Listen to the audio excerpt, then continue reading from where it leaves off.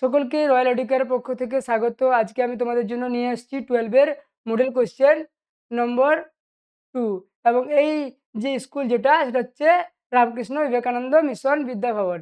এই যে কোয়েশ্চেনগুলো স্কুলে রয়েছে সেই কোয়েশ্চেনগুলো আমরা আজকে কিন্তু কি করব না সলভ করে নেব। তাহলে দেখা যাক প্রথম কোয়েশ্চেন কি রয়েছে। প্রথম কোয়েশ্চেন যেটা রয়েছে সেটা হচ্ছে কাকে আধুনিক ভূগণিতের জনক হিসেবে গণ্য করা হয়। তাহলে এখানে যে কোয়েশ্চেনটা আছে সে হিসাবে কোন অ্যান্সারটা আমাদের হবে। তাহলে এখানে অপশান যেগুলো আছে Al Masudi, Al Biruni, Ibn Battuta, Abdul Razzaq. তাহলে এখানে যেটা অ্যান্সার হবে সেটা হবে হলো গিয়ে কি না আল বিরুনি। তাহলে আল বিরুনি হচ্ছে কে ছিলেন না আল বিরুনি ছিলেন হচ্ছেন একজন পর্যটক, একজন হচ্ছে ভূগণিতজ্ঞ, দার্শনিক ছিলেন।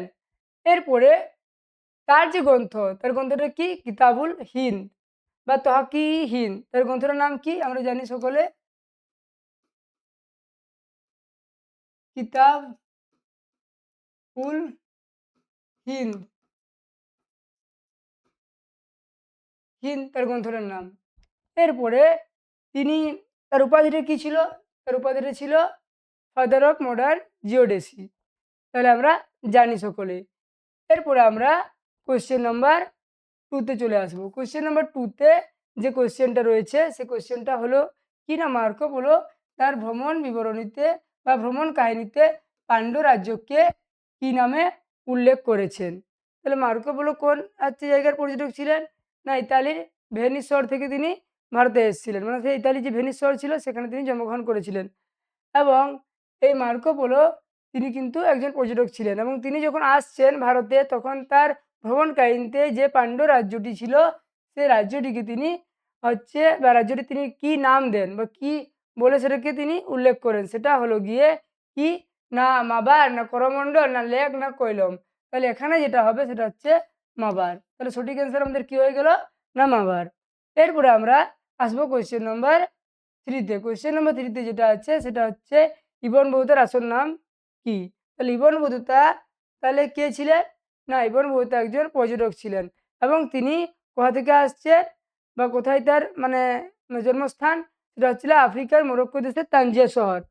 কি না আফ্রিকার মরক্কো দেশের তানজিয়া শহর। তার গ্রন্থটার নাম কি দ্য রিহলা।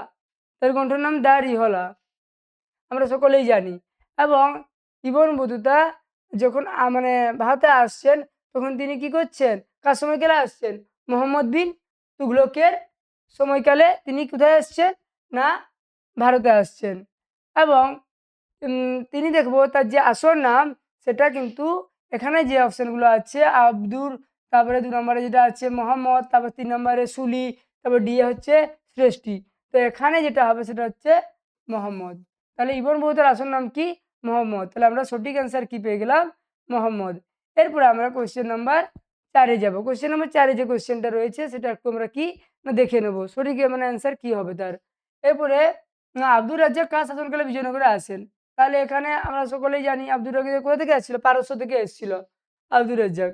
তাহলে এই যে আব্দুর রাজ্জাক পারস্য থেকে আসছেন তার আমরা যদি গ্রন্থটা দেখি মাতলাউ সাদাইন, মাতলাউ কি না তার এই গ্রন্থটা, এই গ্রন্থে তিনি কি করছে মাতলাউ সাদাইন মাতলাউ কিরাইন, এই যে তার একটা কি গ্রন্থ ছিল এবং এই গ্রন্থে তিনি মানে কি করছেন এই যে ভারতে আসছেন, ভারতে এসে কি করছেন বিজয়নগরে বিভিন্ন দিয়ে মানে যখন মানে ভ্রমণ করছেন দেখছেন সেই বিষয়গুলোর কি করছেন না বর্ণনা দিচ্ছেন।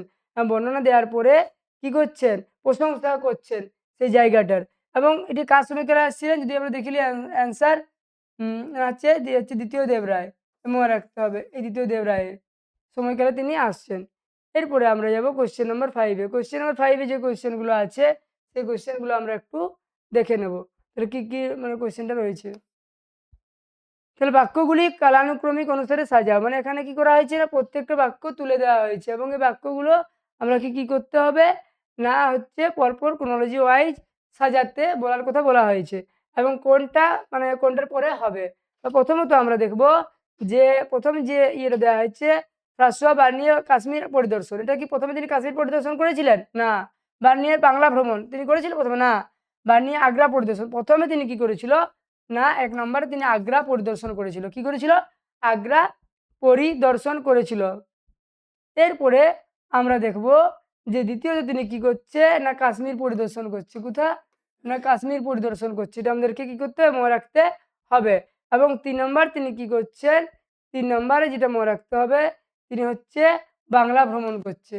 কি না বাংলা ভ্রমণ। এবং লাস্টে তিনি কি করছে না গোলকোন্ডায় বাণীর অবস্থান কোথায় হচ্ছে গোলকোন্ডায়। এরপরে তিনি কি প্রথম থেকে সাজিয়ে নেব আমরা। প্রথমে 1, তারপরে কি হবে মানে 3টা আগে হবে, তারপরে 3-এর পরে কি হবে 3, 1, 2 আর 4। তাহলে কোথায় আছে? এরকম কোনো অপশন আছে? 3, 1, 2, 4 আছে। তাহলে অপশন নাম্বার আমাদের বি সঠিক অ্যান্সার। তাহলে কি হলো 3 এ কি আছে না বার্নিয়ার হচ্ছে আগ্রা পরিদর্শন, তারপরে 3 এর পরে 1 হচ্ছে কাশ্মীর পরিদর্শন, তারপর 2 হচ্ছে বার্নিয়ার বাংলা ভ্রমণ, তারপরে 4 গোলকোন্ডায় অবস্থান। তাহলে এটা আমরা পেয়ে গেলাম। এরপরে আমরা যাব কোয়েশ্চেন নাম্বার 6 এ। কোয়েশ্চেন নাম্বার 6 এ যে কোয়েশ্চেনটা রয়েছে সেটা একটু আমরা দেখে নেব। তাহলে হচ্ছে বিবৃতি নম্বর 1। এই বিবৃতিটা আমরা প্রথমে যেটা আছে মার্কো পোলো সম্ভবত তার ভ্রমণ বৃত্তান্তটি একা লেখেননি। তাহলে এটা হচ্ছে বিবৃতি নম্বর 1। বিবৃতি নম্বর 2, তার ভ্রমণ বৃত্তান্তটি ইউরোপীয়দের কাছে চীন দেশ সম্পর্কে বিশদ ধারণা দেয়। তাহলে এই দুটা মানে বিষয় কি সত্যিই মানে সঠিক সেটা আমাদেরকে যাচাই করতে হবে। তাহলে মার্কো পোলো সম্ভবত তার ভ্রমণ বৃত্তান্তটি একা লেখেননি, মানে সহযোগিতা করেছিল তাকে কেউ। এরপরে দ্বিতীয়ত তার ভ্রমণ বৃত্তান্তটিতে ইউরোপীয়দের কাছে চীন দেশ সম্পর্কে বিশদ ধারণা দেয়। তাহলে এখানে আমাদের কি হবে না যে মানে মানে দুটো অপশান আছে, মানে যে দুটো অপশান আমাদের আছে সে দুটোই কিন্তু ঠিক, এবং যে অপশানটিতে দুটোই ঠিক হচ্ছে রয়েছে সেটা আমাদের ঠিক হবে। তাহলে বিবৃতি 1 এবং 2 উভয় সত্য, মানে অপশান সি। তাহলে এটা হয়ে গেল আমাদের সঠিক অ্যান্সার। এরপরে আমরা যাবো কোয়েশ্চেন নাম্বার 7 এ। কোয়েশ্চেন নাম্বার 7 এ যে মানে কোয়েশ্চেনটা রয়েছে এটা হচ্ছে স্তম্ভ মিলাও। তাহলে ক স্তম্ভের সঙ্গে খ স্তম্ভ আমাকে কি করতে হবে না মিলাতে হবে। তাহলে প্রথমত আমরা কি করব না দেখবো এইদিকে যে পর্যটকগুলো আছে সেই পর্যটকগুলো কে কি ছিলেন। এরপরে মার্কো পোলো তিনি কি ছিলেন, আব্দুর রাজ্জাক কি ছিলেন, বা বার্নিয়ে কি ছিলেন, ইবন বতুতা।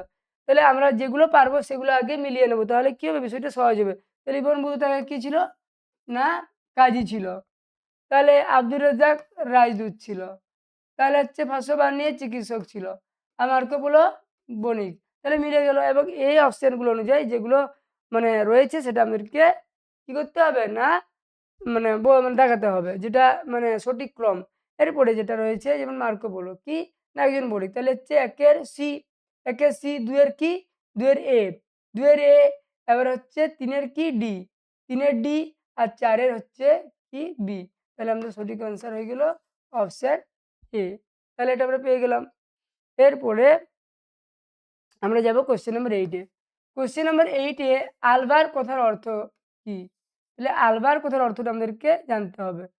তাহলে আলবার কথার অর্থ কি সেটা এখানে যে অপশানটা রয়েছে সের মধ্যে আমাকে যাচাই করতে হবে যে কোন অপশানটা সঠিক। এখানে দেওয়া আছে পথপ্রদর্শক, ঈশ্বরে নিমগ্ন, ঈশ্বর প্রেম, পরমাত্মা। তাহলে সঠিক যে অ্যান্সারটা আমাদের হয়ে যাবে সেটা হলো গিয়ে কি না ঈশ্বরে নিমগ্ন। তাহলে এটা আমাদের কি হয়ে গেল না সঠিক অ্যান্সার। এরপরে আমরা যাব কোশ্চেন নাম্বার 9 এ। কোশ্চেন নাম্বার 9 এ যে কোশ্চেনটা আছে সেই কোশ্চেনটা আমরা একটু দেখে নেব কি রয়েছে কোশ্চেনটা। তাহলে যে কোশ্চেনটা আছে কিংবদন্তি মতে মীরাবাইয়ের আধ্যাত্মিক গুরু কে ছিলেন? তাহলে অপশান যেগুলো আছে রবিদাস, কবির, জীব গোস্বামী আর হচ্ছে বল্লভ। তাহলে এখানে অপশান হবে গিয়ে কি যেটা সঠিক সেটা হচ্ছে রবিদাস। তাহলে মীরাবাইয়ের আধ্যাত্মিক গুরু। এরপরে কোয়েশ্চেন নাম্বার 10 এ চলে যাব। কোয়েশ্চেন নাম্বার 10 এ যে কোয়েশ্চেনটা রয়েছে সেটা হচ্ছে উড়িষ্যায় অদ্ভুত জগন্নাথ উপাসনার ধারায় মিলেমিশে গেছে কোন কোন ধর্ম?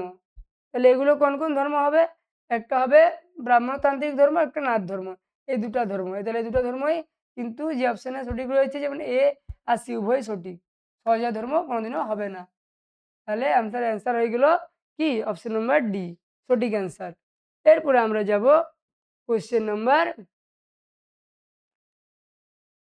11 এ। কোয়েশ্চেন নাম্বার 11 এ যে কোয়েশ্চেনটা রয়েছে সেটা আমাদেরকে একটু দেখে নিতে হবে যে খাজা গরিব নওয়াজ নামে কাকে অভিহিত করা হয়? তাহলে আমরা এখানে যেটা উল্লেখ করা রয়েছে কোয়েশ্চেনটাতে খাজা গরিব নওয়াজ নামে কাকে মানে অভিহিত করা হয়? তাহলে কুতুবুদ্দিন বখতিয়ার কাকি, না নিজামুদ্দিন আউলিয়া, না মঈনুদ্দিন চিশতি, না শেখ হামিদুদ্দিন। তাহলে এখানে অ্যান্সার কি হয়ে যাবে না মঈনুদ্দিন চিশতি, তাকে আমরা খাজা গরিব নওয়াজ নামে জানি। এরপরে আমাদের 12 যে কোয়েশ্চেনটা আছে সেই কোয়েশ্চেনটা আমাদেরকে কিন্তু কি করতে হবে না দেখে নিতে হবে। সেই কোয়েশ্চেনটা কি না ভারতের প্রথম সুফি সাধক ছিলেন কে? তাহলে ভারতের প্রথম এখানে বলা হয়েছে ভারতের প্রথম সুফি সাধক কে ছিলেন? তাহলে ভারতের প্রথম কে সুফি সাধক ছিলেন? না এখানে আল মাসুদি ছিলেন, না আল হাল্লাজ ছিলেন, না আল মনসুর ছিলেন, না আল হুজভিরি ছিলেন? তাহলে এখানে যেটা সঠিক সেটা হচ্ছে আল হুজভিরি। তাহলে সঠিক আমাদের অ্যান্সার কি হয়ে গেল আল হুজভিরি। এরপরে কোয়েশ্চেন নাম্বার 13 যে কোয়েশ্চেনটা রয়েছে সেটা আমাদেরকে একটু দেখে নিতে হবে। বলছে ভক্তদের উদ্দেশ্যে সুফি সাধকদের লেখা চিঠিগুলি কি নামে পরিচিত? তাহলে ভক্তদের উদ্দেশ্যে যে চিঠিগুলো ছিল লেখা সে চিঠিগুলি কি বলা হতো? না মাকতুবাত, না মালফুজাত, না জিয়ারত, না তাজকির? তাহলে কোনোদিনই মালফুজাত বলা হতো না, জিয়ারতও বলা হতো না, তাজকিরও। এগুলো কোনোটাই হবে না। তাহলে কোনটা হয়ে যাবে? আমাদের অপশন হয়ে যাবে মকতুবাত। এটা কিন্তু আমাদের কি না সঠিক অ্যান্সার। এরপরে আমরা যাব কোয়েশ্চেন নাম্বার 14 এ। তাহলে কোয়েশ্চেন নাম্বার 14 যে কোয়েশ্চেনটা আছে সেটা আমাদেরকে দেখতে হবে। তাহলে গুলবর্গার জামা মসজিদটি নির্মাণ করেন কে? তাহলে গুলবর্গায় যে জামা যে মসজিদটি তৈরি হয়েছিল সেই জামা মসজিদটির নির্মাতা বা নির্মাণ করেন কে? সেটা অ্যান্সার কি হবে? তাহলে এখানে যে অপশানগুলো আছে প্রথম মোহাম্মদ শাহ, ইসমাইল শাহ, তুফাইল খান, মিরন হুসেন। তাহলে এখানে অ্যান্সার কি হবে না প্রথম মোহাম্মদ শাহ। তাহলে সঠিক আমাদের অ্যান্সার কি হয়ে গেল প্রথম মোহাম্মদ শাহ। তাহলে আমরা পেয়ে গেলাম সঠিক অ্যান্সার। এবার কোয়েশ্চেন নাম্বার 15 যে কোয়েশ্চেনটা আছে সেটা দেখে নেব। বিজয়নগর সাম্রাজ্যের নায়কগণ রাজার কাছ থেকে যে জমি বন্দোবস্ত লাভ করতেন সেই জমিকে কি বলা হতো? তাহলে বিজয়নগর সাম্রাজ্যের নায়কগণ রাজার কাছ থেকে যে জমি কি করতো না বন্দোবস্ত লাভ করতেন সেই জমিটাকে কি বলা হচ্ছে? সেই জমিটাকে বলা হচ্ছে গিয়ে অমরা। এটা মনে রাখবে কি বলা হচ্ছে অমরা। তাহলে এটা হচ্ছে গিয়ে সঠিক অ্যান্সার। এরপরে আমরা যাব কোয়েশ্চেন নম্বর 16 এ। তাহলে আব্দুর রাজ্জাক লিখেছেন কি লিখেছেন যে ভালো করে পড়তে হবে এটা আমাদেরকে। এ অঞ্চলটিতে ৩০০টি বন্দর কি বললাম এ অঞ্চলটিতে কটি বন্দর না ৩০০টি বন্দর ছিল এবং এই বন্দরগুলি থেকে আফ্রিকা, চীন, পারস্য, আরব, আবিসিনিয়া, পর্তুগাল, ব্রহ্মদেশ, মালয় প্রভৃতি অঞ্চলের সঙ্গে কি হতো না বাণিজ্য চলতো। তো বারবোসা লিখেছেন এ অঞ্চলটি ছিল গোলকোন্ডার হিরে, পেগুর, চিনি ও আলেকজান্দ্রিয়ার রেশম, মালাবার উপকূলের কর্পূর, গোলমরিচ, চন্দন কাঠ, কস্তুরী মৃগ বাণিজ্যের কেন্দ্রস্থল। এখানে এ বলতে কোন অঞ্চলটিকে বোঝানো হয়েছে? তাহলে এখানে যে অপশানগুলো আছে বাহামনি, না বেরার, না বিজয়নগর, না আহমদনগর? তাহলে এখানে বাহামনি হবে নি, বেরারও হবে নি, আর আহমদনগর তো হবে না। তাহলে কোন অপশানটা আছে বাকি রইলো তাহলে আমাদের অপশান নম্বর সি কি না বিজয়নগর। তাহলে সঠিক আমাদের অ্যান্সার হয়ে গেলো অপশান সি। এরপরে আমরা যাব কোশ্চেন নম্বর 17 এ। তাহলে কোশ্চেন নম্বর 17 যে কোশ্চেনটা রয়েছে সেটা হচ্ছে অন্ধ্র কবিতার পিতামহ কাকে বলা হয়? এই যে অপশানগুলো আছে মাধব বিদ্যারণ্যকে, না পেড্ডানকে, না কুমার বেশকে, না শ্রীনাথকে? তাহলে অন্ধ্র কবিতার পিতামহ বলা হচ্ছে কাকে না পেড্ডানকে। তাহলে সঠিক অ্যান্সার আমাদের কি হলো পেড্ডান। একে কি বলা হচ্ছে অন্ধ্র কবিতার পিতামহ। এরপরে কোশ্চেন নম্বর 18। এই 18 যে কোশ্চেনটা আছে এটা আমাদেরকে কি করতে হবে না স্তম্ভ মেলাতে বলে কথা বলা হয়েছে। তাহলে স্তম্ভটা আমাদেরকে সঠিক যে বিষয়টার সঙ্গে আছে বিষয়টা সেটার সঙ্গে আরেকটা যে বিষয় আছে সেটা আমাদেরকে কি করতে হবে না মেলাতে হবে। এরপরে এখানে কি প্রথম যেটা আছে হচ্ছে মৌলিক ময়দান। তাহলে এটা সঙ্গে কোনটা মিলবে? তাহলে মৌলিক ময়দান কি না এটা জানতে হবে। তাহলে এটার সঙ্গে কোনটা হবে না এটার সাথে হবে কামানের সম্পর্ক আছে। এরপরে গোল গম্বুজ। তাহলে গোল গম্বুজ কি হবে না গোল গম্বুজ হবে হুইসপার গ্যালারি। তাহলে এটার সাথে এটার মিল আছে। এরপরে হচ্ছে কি না মকমল। তাহলে এটা মকমলটা কি মখমলটা হচ্ছে মাটির দুর্গ, তাহলে এটা চলে গেল কি অপশন নম্বর এতে মাটির দুর্গ। এবং মুরাল কি না দেওয়াল চিত্র। তাহলে এরপর আমাদের কি করতে হবে, এটা হচ্ছে অপশনগুলো দেখে যেটা এটা সঠিক ক্রম সেটাতে আমাদেরকে হচ্ছে দাগ দিতে হবে। এরপর আমাদের কি না মালিককে প্রদান করতো কামান, তাহলে একের বি কোথায় আছে খুঁজতে হবে, একের বি দুয়ের কি দুয়ের যেখানে ডি আছে, একের বি দুয়ের ডি তিনের এ আর হচ্ছে চারের সি, তাহলে সঠিক অ্যান্সার আমাদের ডি অপশন নম্বর ডি। তাহলে এটা আমাদের কি অ্যান্সার আমরা পেয়ে গেলাম। এখন আমরা যাবো কোয়েশ্চেন নাম্বার 19-এ। তাহলে কোয়েশ্চেন নাম্বার 19-এ যে কোয়েশ্চেনটা আছে সেটা আমাদেরকে কি করতে হবে, দেখে নিতে হবে যে কোয়েশ্চেনটা কি। তাহলে বলা হচ্ছে আহমদনগরের হচ্ছে প্রকৃত নাম কি? জুন্নার, সঙ্গমেশ্বর, রাজামুদ্রি না অহিল্যনগর। তাহলে জুন্নার তো হবেই নি, সঙ্গমেশ্বরও হবে নি, রাজামুদ্রিও হবে নি, তাহলে অপশন কি হয়ে যাবে অপশন নম্বর ডি সঠিক অ্যান্সার অহিল্যনগর। তাহলে সঠিক অ্যান্সার কি অহিল্যনগর। এরপরে আমরা কোথায় আসবো কোয়েশ্চেন নাম্বার 20। কোয়েশ্চেন নাম্বার 20-তে যে কোয়েশ্চেনটা আছে সেটা আমাদেরকে দেখে নিতে হবে কি ইলিয়াস শাহী বংশীয় শাসক সিকান্দার শাহের আমলে নির্মিত মসজিদগুলোর নাম। যে হচ্ছে মসজিদগুলো নির্মাণ করা হয়েছিল মসজিদটা সে সময়কালে, তাহলে কি কি কি নির্মিত হয়েছিল এই সময়কালে? তাহলে এখানে যে অপশনগুলো ফিরোজ শাহ মিনার তার সময় হয়েছিল না, চামকাঠি মসজিদ না, তাহলে কি কি হয়েছিল আদিনা মসজিদ আর কোতোয়াল দরজা। তাহলে 3 আর 4 যেখানে অপশন আছে সেটাই আমাদের সঠিক অ্যান্সার। তাহলে কোথায় আছে দেখতে হবে আমাদেরকে 3 আর 4 অপশন নম্বর সিতে 3 আর 4, তাহলে 3 আর 4 ঠিক এবং 1 আর 2 কি না ভুল। তাহলে সঠিক অ্যান্সার আমাদের অপশন নম্বর সি। তাহলে এটা আমাদের হলো গিয়ে সঠিক। এরপরে আমরা যাব কোয়েশ্চেন নাম্বার 21-এ। কোয়েশ্চেন নাম্বার 21-এ যে কোয়েশ্চেনটা আছে সেটা ভালো করে আমাদেরকে পড়তে হবে। বিবৃতিমূলক কোয়েশ্চেন। বিবৃতি প্রথম যে কি বলা আছে দেখো, চীন ইংরেজ বণিকদের হাতে 5টি বন্দর চুক্তিবন্দর হিসেবে তুলে দিতে বাধ্য হয়। এরপর কারণ দেখানো হয়েছে প্রথম আফিমের যুদ্ধে চীন ইংরেজদের কাছে পরাজিত হয়ে তাদের সঙ্গে নানকিনের সন্ধি করে, এটাও ঠিক। তাহলে চীন ইংরেজ বণিকদের মানে হাতে কি করছে না 5টি চুক্তিবন্দর তুলে দিতে বাধ্য হয় এবং কারণ হিসেবে দেখানো হচ্ছে আফিম যুদ্ধে চীন ইংরেজদের কাছে পরাজিত হয়ে তাদের সঙ্গে নানকিনের মানে সন্ধি বা চুক্তি স্বাক্ষর করছেন এবং এটাকে বলা হয়েছে এটা কি এ আর উভয় সঠিক এবং আর কি এর সঠিক ব্যাখ্যা একদম রাইট। কেননা প্রথমত আমরা জানি চীনের যে বন্দরগুলো সেগুলো কিন্তু কি করা হচ্ছে না চীনে ইংরেজ বণিকদের মানে সঙ্গে মানে চুক্তি করে সেই বন্দরগুলো কি করছে না তাদেরকে ছেড়ে দিচ্ছে। তাহলে অপশন নাম্বার আমাদের সঠিক অ্যান্সার যেটা এ। এরপরে আমরা যাব কোয়েশ্চেন নাম্বার 22-তে যেটা আছে সেটা একটু আমাদেরকে ভালোভাবে দেখে নিতে হবে কি কোয়েশ্চেনটা রয়েছে। তাহলে সাম্রাজ্যবাদের যুগ নামে পরিচিত কোন সময়কালটা? যে সময়টা কি সাম্রাজ্যবাদের যুগ নামে পরিচিত সেই সময়কালটা জানতে হবে। তাহলে সময়কালটা কত ছিল না আমরা জানি সকলে 1770 থেকে 1914 খ্রিস্টাব্দ পর্যন্ত।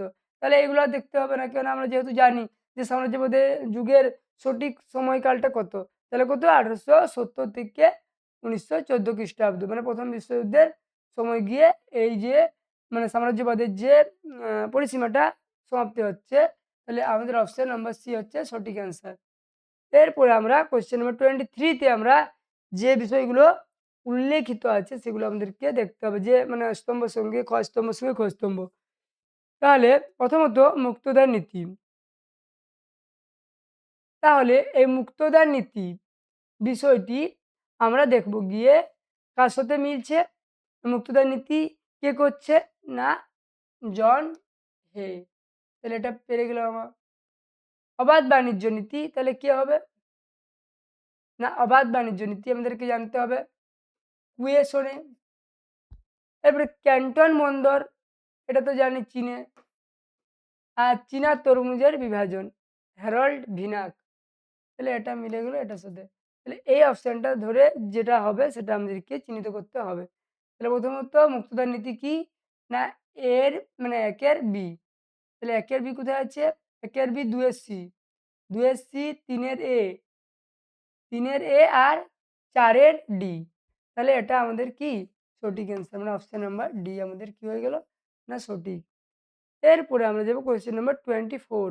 তাহলে কোয়েশ্চেন নাম্বার 24-এ আমাদেরকে লক্ষ্য করতে হবে যে কোয়েশ্চেন নাম্বার 24-এ যে কালানুক্রম অনুসারে ঘটনাগুলি সাজাতে বলছে।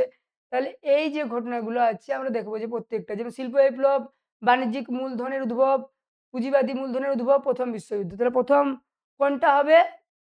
শায়দ হবে পরপর বিষয়গুলো। তাহলে আমরা দেখব যে প্রথম হবে গিয়ে কি? বাণিজ্যিক মূলধনের উদ্ভব। তাহলে বাণিজ্যিক মূলধনের উদ্ভব কি? প্রথম ১ নম্বর আমরা লিখতেই পারি। ২ নম্বর কি হবে? না ২ নম্বর আমাদের কি হবে? এটা হচ্ছে শিল্প বিপ্লব।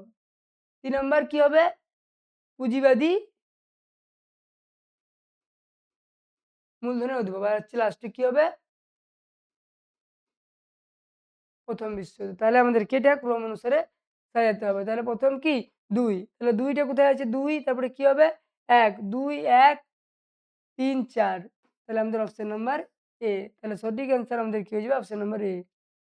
এরপরে আমরা যাব কোয়েশ্চেন নাম্বার 25 এ।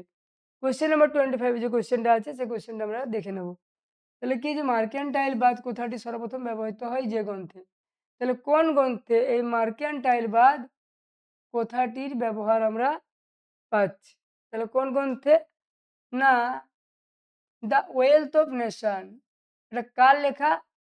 না এই যে ওয়েলথ অফ নেশন এটা হচ্ছে অ্যাডাম স্মিথ। কার? Adam Smith. হচ্ছে অ্যাডাম স্মিথের লেখা ওয়েলথ অফ নেশন। এরপরে আমরা যাব কোয়েশ্চেন নাম্বার 26 এ। তাহলে কোয়েশ্চেন নাম্বার 26 এ যে কোয়েশ্চেনটা আছে, একচেটিয়া ধনতন্ত্রে হলো সাম্রাজ্যবাদ উক্তিটি কার? এটা কে বলেছিল? অ্যাডাম স্মিথ তো হবে নি, হবসনও হবে নি, ডেভিড রিকার্ডও হবে নি। তাহলে এটা কি হবে? না লেনিন, যেটা লাস্টে পড়ে রইলো কি? লেনিন।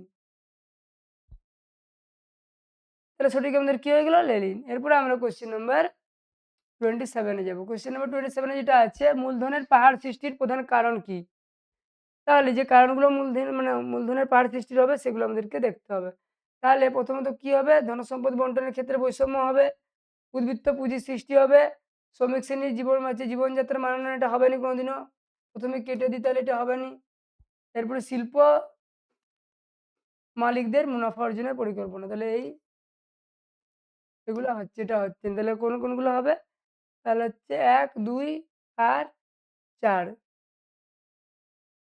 তাহলে অপশন নাম্বার ডি ১, ২, ৪ ঠিক, ৩ ভুল। এটা আমাদের সঠিক অ্যান্সার। তাহলে আমাদের সঠিক অ্যান্সার হয়ে গেল কি? না ১, ২, ৪ ঠিক এবং ৩ ভুল। এরপরে আমরা দেখব যে কোয়েশ্চেন নাম্বার 28, যে দক্ষিণের সিংহ নামে কে পরিচিত ছিলেন? তাহলে দক্ষিণের সিংহ আমরা কাকে বলবো? এটা আমরা দক্ষিণের সিংহ আমরা কাকে বলবো? জন ব্রাউনকে, না আব্রাহাম লিঙ্কনকে, না টমাস জেফারসনকে, না জেফা ডেভিসকে? তাহলে এখানে আমাদের যেটা অ্যান্সার হবে সেটা আমাদেরকে চিন্তা করতে হবে। তাহলে যাকে বলা হয় দক্ষিণের সিংহ নামে মানে ডাকা চিহ্নিত করা হয় সেটা হচ্ছে জন ব্রাউনকে। জন ব্রাউন হচ্ছে দক্ষিণের সিংহ। এরপরে আমরা যাব কোয়েশ্চেন নাম্বার 29 এ, যে কোয়েশ্চেনটা আছে, যে 1907 খ্রিস্টাব্দে অরণ্যের অধিকার নিয়ে সামিনবাদী আন্দোলন শুরু হয় কোন দেশে? তাহলে কোন দেশে হয়? না অপশন নম্বর বি, এটা আমরা সকলেই জানি, ইন্দোনেশিয়া। তাহলে আমাদের 29 এর কোয়েশ্চেনটা আমরা অ্যান্সার পেয়ে গেলাম কি? Indonesia, option B. এরপরে আমরা 30 যে কোয়েশ্চেনটা আছে সেটা একটু দেখে নেব। কোন আইনের দ্বারা কৃতদাসরা দলে দলে কি করছে? না দক্ষিণ আমেরিকা থেকে উত্তর আমেরিকায় চলে যেতে থাকে। তাহলে আইনটা কি হবে? না আইন যেটা হবে সেটা হচ্ছে কনসাস নেব্রাস্কা না আইন, না নিউ ফিউজিটিভ স্লেভ আইন, না জিম ক্রো আইন, না রিজার্ভেশন অফ সেপারেট আইন। তাহলে কোনটা হবে অ্যান্সার আমাদের? না নিউ ফিউজিটিভ স্লেভ আইন, এটা আমাদের সঠিক অ্যান্সার, অপশন বি। এরপরে আমরা কোয়েশ্চেন নাম্বার 31 এ যাব। 31 এ যে কোয়েশ্চেনটা রয়েছে, নো ট্যাক্সেশন উইথাউট রিপ্রেজেন্টেশন উক্তিটি করেছিলেন কে? তাহলে উক্তিটি করেছিলেন আমাদের, এটা দেখতে হবে না, এটা তো আমরা জানি সকলেই, জেমস ওটিস। তাহলে সঠিক অ্যান্সার আমরা পেয়ে গেলাম জেমস ওটিস। এরপরে কোয়েশ্চেন নাম্বার 23 তে, নিম্নলিখিত আইনগুলির মধ্যে কোনটি আলাদা? তাহলে গ্রুপ অফ এভা, রিজার্ভেশন অফ সেপারেট অ্যাক্ট, তাহলে কানসাস নেব্রাস্কা অ্যাক্ট, আর বান্টু এডুকেশন অ্যাক্ট। তাহলে কি এখানে আমাদের যেটা অপশন আমরা দেখতে পাচ্ছি সেটা হচ্ছে হবে কোনটা? না কানসাস হচ্ছে নেব্রাস্কা অ্যাক্ট। তাহলে কানসাস নেব্রাস্কা অ্যাক্ট। তাহলে আমাদের সঠিক অ্যান্সার অপশন সি। এরপরে আমরা কি দেখবো, কোশ্চেন নাম্বার 33 যাবো। কোশ্চেন নাম্বার 33 যে কোশ্চেনটা রয়েছে সেটা কি, সঠিক পরিভাষা সহ চার্ট বা ডায়াগ্রাম পূর্ণ করো। তাহলে এখানে কি সতারা, মানে সত্যবিলোপ নীতির প্রয়োগে যে রাজ্যগুলো কি হয়েছিল, মানে মানে ওই নীতির মানে আয়তায় এসেছিল, সে সাতারা কত 1848। তাহলে আর কর্ণাটক অপশন হচ্ছে 1 দেওয়া আছে, তাঞ্জোর অপশনে 2 দেওয়া আছে, তারপরে সম্বলপুর কি 950 দেওয়া আছে, ঝাঁসি 854 দেওয়া আছে। তাহলে এই যে কর্ণাটক আর তাঞ্জোর যেটা আছে, এর সালটা মানে কত হবে। তাহলে আমরা কি দেখবো, অপশন কর্ণাটক, যে কর্ণাটকের যে মানে যে সময় কর্ণাটকটা কি সত্যবিলোপ নীতির আওতায় এসেছিল, তাহলে সেটা সময়কালটা আমাকে এক্স্যাক্টলি কি করতে হবে। সে সময় কি না, সত্যবিলোপ নীতিটা যে সময় প্রবর্তন করা হয়েছিল কি লর্ড ডালহৌসি, তাহলে সেই সময় ওই নীতির দ্বারা ওই মানে ওই আওতায় কিন্তু কি কি ওই যে রাজ্য রাজ্যগুলো ছিল সেগুলো কি না অধীনে এসেছিল, এবং সেটা কর্ণাটকটা এসেছিল কত না, কর্ণাটকটা যে সালে এসেছিল সেটা হচ্ছে 1853, এবং 1853 এবং কি হচ্ছে 1855 কি তাঞ্জোর। তাহলে সঠিক অ্যান্সার আমাদের অপশন সি হয়ে গেল। এরপরে আমরা কোশ্চেন নাম্বার 34 আসবো। কোশ্চেন নাম্বার 34 যে কোশ্চেনটা রয়েছে সেটা একটু দেখে নেব। কোন বছর ভারতের ইতিহাসে জলবিভাজিকা নামে পরিচিত। তাহলে এখানে বলা হয়েছে কোন বছরটাকে কি হচ্ছে ভারতের যে ইতিহাসে জলবিভাজিকা নামে পরিচিত, এবং যে বছরটা ভারতের ইতিহাসে জলবিভাজিকা নামে পরিচিত সে মানে বছরটা কত, সালটা কত ছিল। তাহলে সালটা ছিল 1818 খ্রিস্টাব্দ। তাহলে এই সময়কালটা কি না ভারতের ইতিহাসে জলবিভাজিকা নামে পরিচিত। তাহলে এটা সঠিক অ্যান্সার পেয়ে গেলাম। এরপরে আমরা আসবো 35 কোশ্চেন নাম্বার 35 মানে যে কোশ্চেনটা রয়েছে সেটা একটু আমরা কি না দেখে নেব। তাহলে এখানে আমরা দেখবো কি না, নিম্নলিখিত কোনটি 1813 খ্রিস্টাব্দে মানে সালের চার্টার আইনের গুরুত্ব নয়। তাহলে ইস্ট ইন্ডিয়া কোম্পানি একচেটিয়া বাণিজ্যের অধিকার বিলোপ গেল, একটা খ্রিস্টান মিশনারিদের ভারত আসার অনুমতি প্রদান, এটাও ঠিক। এরপরে কোম্পানি বাণিজ্যিক কার্যক্রমের অবসান, না এটা ঠিক নয়। কোম্পানি কার্যক্রমের মেয়াদ 20 বছর বৃদ্ধি, আমরা তো জানি যে কি না এটাও ঠিক, যে ইস্ট ইন্ডিয়া কোম্পানি একচেটিয়া বাণিজ্যের অধিকার বিলোপ করে দেওয়া হচ্ছে, কিন্তু পুরোপুরি নয়। এ হচ্ছে খ্রিস্টান মিশনারিদের ভারতে আসার অনুমতি প্রদান করছে। কোম্পানির বাণিজ্যিক কার্যক্রমের কি অবসান সে সময় কিন্তু ঘটেনি, তাহলে কোম্পানির কার্যক্রমের মেয়াদ বাড়াচ্ছে, ঠিক আছে এটা। এরপরে যেটা হবে না সেটা হচ্ছে গিয়ে অপশন নম্বর সি, না কোম্পানির বাণিজ্যিক কার্যক্রমের কি না অবসান। এরপরে আমরা আসবো কোশ্চেন নম্বর 36-এ। কোশ্চেন নম্বর 36-এ যে কোশ্চেনটা রয়েছে সেই কোশ্চেনটা হলো গিয়ে কি, কোন আইনের মাধ্যমে ভারতের গভর্নর জেনারেল পদ সৃষ্টি করা হয়। তাহলে কোন আইনে না, যে আইনটার মাধ্যমে ভারতের গভর্নর জেনারেল সৃষ্টি করা হয় সেই আইনটা হলো রেগুলেটিং অ্যাক্ট। সেটা কত সালে জারি করা হয়েছিল, 1773 খ্রিস্টাব্দে।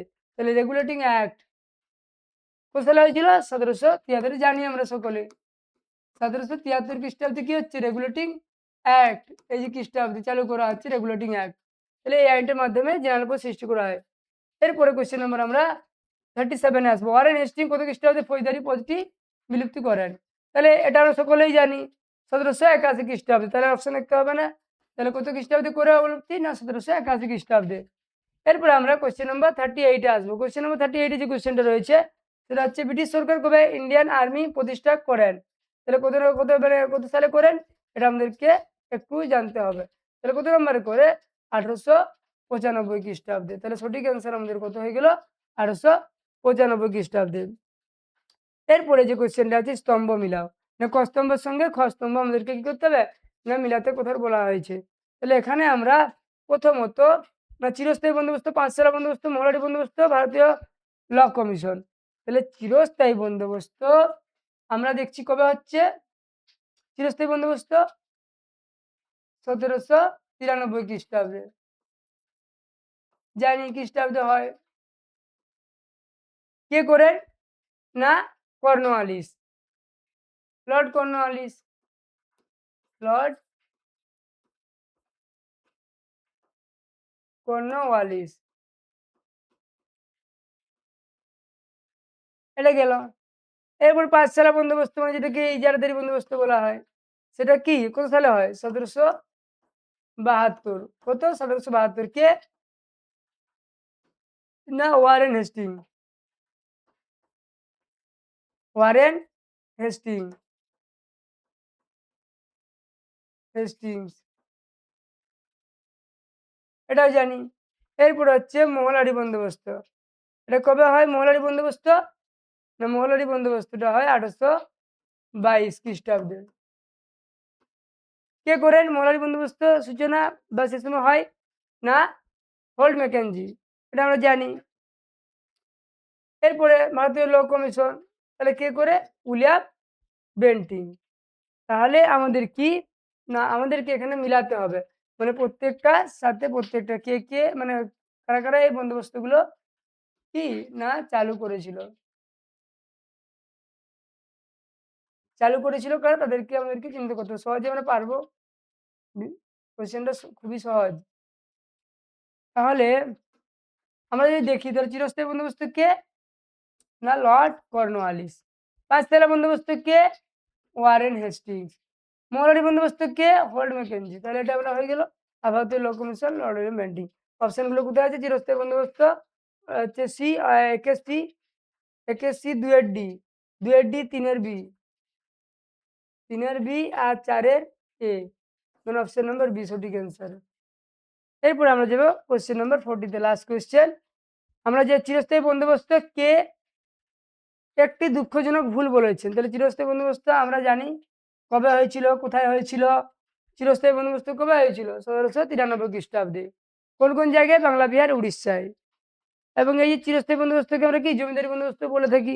এবং এই যে চিরস্থায়ী বন্দোবস্তের সময় মানে যে সুজাস্ত আইন নামক যে একটা আইন, সে সময় একটা জমিদারের সমস্যার দিক ছিল, সেই বিষয়টি আমরা দেখিয়েছি। এবং এই চিরস্থায়ী বন্দোবস্ত কতটা চিকিৎসকদের ওপর মানে প্রভাব ফেলেছিল, সেগুলা সবাই আমরা কি লক্ষ্য করেছি। এবং এই মানে প্রেক্ষিতে বা এই মানে সমস্ত বিষয়টাকে দেখে বিবেচনা করে যে তাকে একটা দুঃখজনক ভুল বলে অভিহিত করেছিলেন, সে কোন ঐতিহাসিক? মানে সেটা হচ্ছে গিয়ে ঐতিহাসিক টি.আর. হোমস। তাহলে অপশন নাম্বার সি হচ্ছে আমাদের সঠিক অ্যান্সার। তাহলে আজকের যে অ্যান্সারগুলো আমরা হচ্ছে মডেল কোয়েশ্চেন 2 এর হচ্ছে সলভ করলাম, সেগুলো কিন্তু কি না সকলে পারবে। খুব সহজ বিষয়, এবং তোমরা যদি প্র্যাকটিস করো তাহলে তোমরা সকলেই কিন্তু পারবে। যাই হোক, আজকের ক্লাস এখানেই পরিসমাপ্তি। যদি ভিডিওটি ভালো লেগে থাকে তাহলে শেয়ার, কমেন্ট, লাইক। ধন্যবাদ।